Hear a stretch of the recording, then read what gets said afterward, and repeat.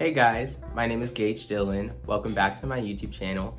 And today I'm going to be talking to you guys about American Horror Stories Season 2. Now, I had originally planned on doing a review video for Season 1, but it's been a minute since I've seen the first season, and I think it would be a good idea if I rewatched all of the episodes in that season first, so that way I have a fresh take on them and can rank and review them accordingly. Now for Season 2, I recently rewatched all of the episodes about, I think maybe 2 weeks ago, and then last week I rewatched a handful of them, I think except for Dollhouse and Bloody Mary. But other than that, I rewatched all of the others, so they're still fresh in my mind. Now this ranking and review is going to be a little different. I did a first thoughts notes review, like a little mini one, in my phone. Once I had done that for each episode, I ranked them based on how I felt about them in my first impressions. So I'm gonna be reading my ranking that I posted on Reddit with all of my first thought. After each of them, I'm gonna see if I still agree with that or if my feelings changed from when I first saw it, if I wanna move anything up or down on my list.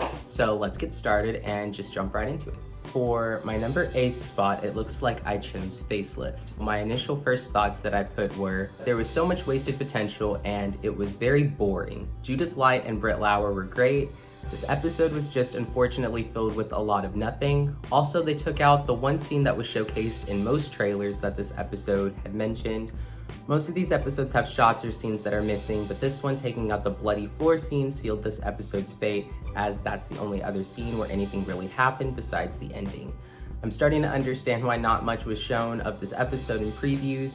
Great idea and a little bit of alright build-up, but overall terrible execution and zero scares. So as far as my first thoughts for this episode, I'm gonna say that I still stand with all of those thoughts. Pretty underwhelmed with the episode not being very scary and taking out one of its most promotional scenes that a lot of people were really excited about just because it was in the trailer a lot, and really there was nothing else shown except for Judith Light and her crawling on the floor covered in blood. So I can see why taking that out would have already been a big disappointment, and then unfortunately kind of just copying Death Becomes Her, and I can't remember what someone else had commented. It was an episode from the Twilight Zone that they had copied as well, so the ending was pretty predictable. But overall, I think that Facelift was the lowest of Season 2, in my opinion. So as far as my first thoughts and ranking, I'm gonna keep this one at number 8. For number 7, I put Milkmaids. So I put gross, beautifully shot though, and loved the time period. However, it had a very weak ending, and Cody Fern felt kind of wasted in most of the episode, and especially in the finale.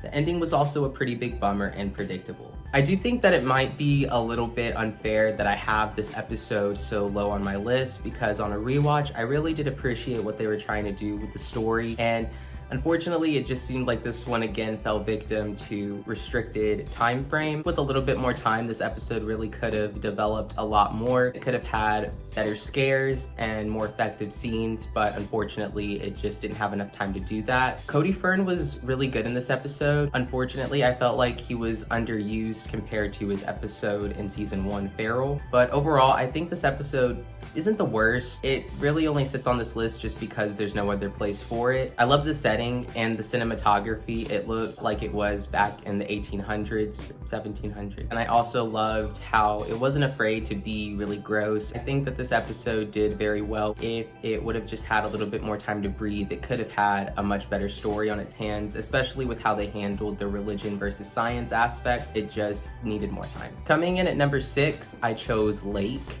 So I put, I'm not gonna lie, I'm a little biased because I like Alicia Silverstone, but the acting in this episode felt kind of stiff, but with the material she was given, I don't blame her.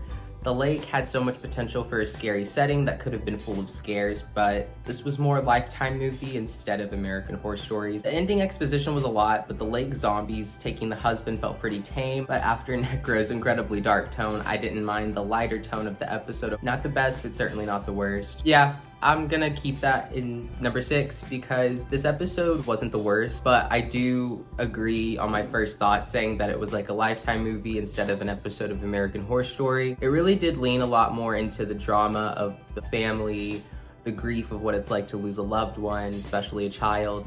and it put the scares on a back burner. They were still there, were still present, but not as much as you would want from a horror story episode, especially a finale whenever you feel like it's probably gonna lead up to something big. It ended on a pretty somber note with the dad dying at the very end, but I can say that I wasn't bored. I know that a few of y'all have said that this episode was boring, nothing really happened, but I did like that while it lacked in scares, it at least made up in story. Whether or not it was cheesy or predictable, it still had a story that tied it all together, and Alicia Silverstone still gave a pretty good performance with what she was given. This is a pretty middle of the road episode, but as a finale, it really could have done better, so it's gonna still sit at number 6. Okay, now these next 5 episodes, I don't really have too many gripes with them. I all really like them in their own way. Coming in at number 5 is Drive. Probably could be swapped with my number 4, but in my first thoughts, I put could have been longer, predictable. They should have shown off more murders through the killer's perspective for a bit more of an impact.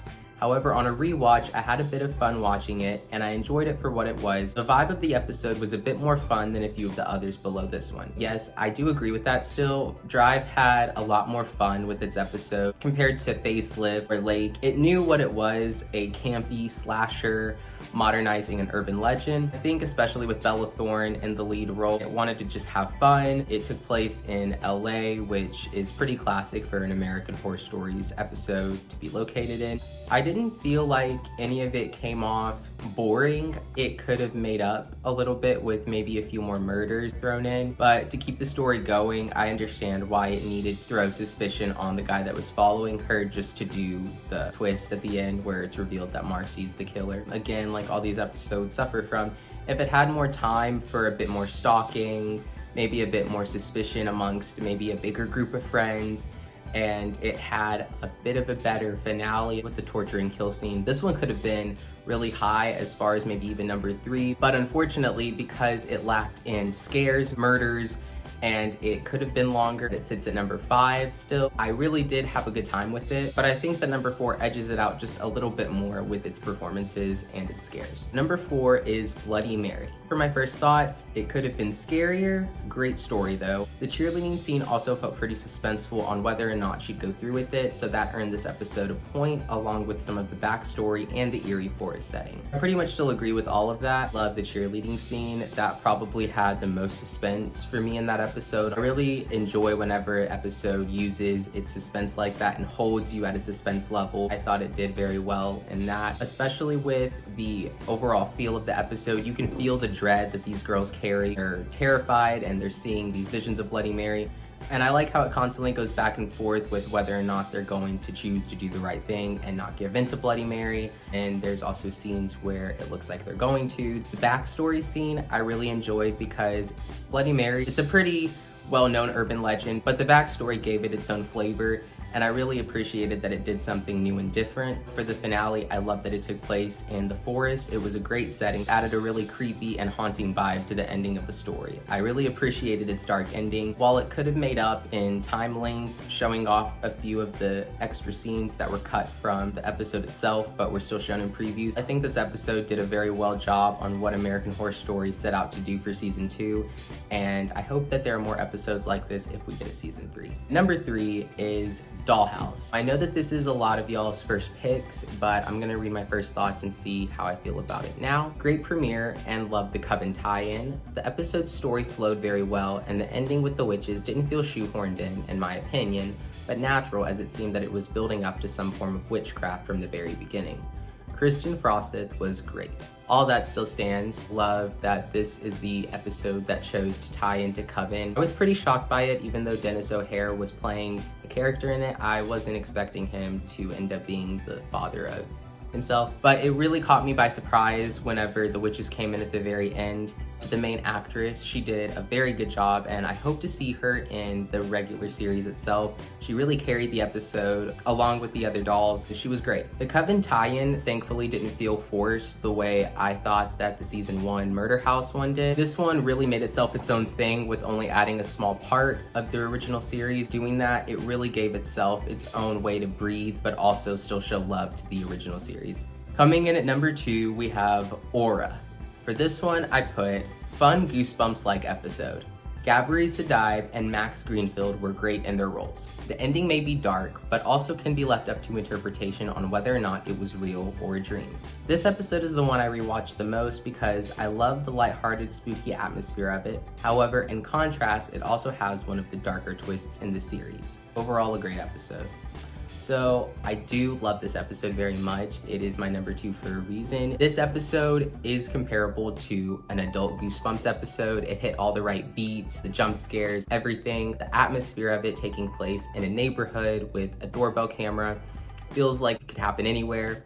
The twist was very dark, really dark for American Horror Story, with Max Greenfield's character killing his girlfriend who was pregnant. Very dark, didn't see it coming. There was something off with his character once it was getting close to the finale, but that was pretty dark. I give props to American Horror Stories for going so dark, especially whenever it's been kind of tame with its first season. With the ending, a lot of people complained about was the open-ended ending. It ended with her having to deal with having another aura, having to deal with her ex-husband. As far as the ending, I think that it could have been a dream, maybe PTSD, or it could have been real. This episode gave you a choice on whether or not it's like, yeah, this is for sure the way it ended, or it could have been a dream, maybe just like a vision or a hallucination or something. I like how the episode knew that it didn't need to give a specifically conclusive ending, because this episode doesn't have anything to follow after it. I think that it ended the way it should have. Alright, by process of elimination, you could probably figure out what my number 1 spot was. Coming in at number 1 is Necro. For Necro, I put, actually felt disturbing at some points. Great performances and not what I expected. This episode was atmospheric, sad, creepy, and disturbing. I rewatched this one for sure, but not as much as Aura, just because it's not as fun. But in my opinion, it hits the right notes of being disturbing like American Horror Story should be. Also, Madison Iseman is the MVP, literally. Love Madison Iseman, thought she did great, and Annabelle Comes Home, and I Know What You Did Last Summer. Not a very good show, but she carried it with her performance. Here, she did a phenomenal job and has just the right vibe that fits American Horror Story, in my opinion. The episode's atmosphere, I constantly had this overall dreadful feeling, sad, creepy, and even though she seems to have this picturesque perfect life, has a great career, even though she has all of these things, you can still feel very early on that there's just something off with Madison Iseman's character. It seems like she's constantly longing for something and you're not sure what it is. The opening, the little girl drinking blood from her mom's chest, pretty disturbing, didn't expect it, but once it cut to Madison Iseman, you know what you're getting yourself into. She has this inner conflict back and forth on what's right and what's wrong, and whenever she ultimately gives in, which is messing around with the dead body. That's where the episode really took a turn and just went into a very sad downward spiral. Her husband finds out that she had messed around with someone who she had thought had died. Her husband doesn't want anything to do with her. She has no career. This episode had a lot of dark aspects to it. It wasn't as fun as a lot of the other episodes were, but I appreciated that it wasn't afraid to go there in terms of how gross it was. The dead bodies were very realistic looking. This episode was definitely the most disturbing out of all of them. I think that this episode was also delayed for that specific reason. It was delayed for sure, but I don't know if that was the reason why it was delayed. There are quite a few scenes from the preview that aren't present in the actual episode itself.